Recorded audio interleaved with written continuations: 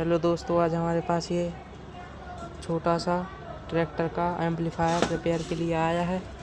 हमने दोस्तों इसको रिपेयर कर दिया है। इसकी ये वाली आईसी बहुत बुरी तरीके से उड़ी हुई थी, ये देखिए दोस्तों, ये जल चुकी है बिल्कुल बहुत बुरी तरीके से। दोस्तों हमने इसको रिपेयर कर दिया है। तो दोस्तों वीडियो को लाइक करें और हमारे चैनल को सब्सक्राइब करें, सपोर्ट कीजिए दोस्तों। 4 वाइज इसकी हमने बदल दी हैं दोस्तों।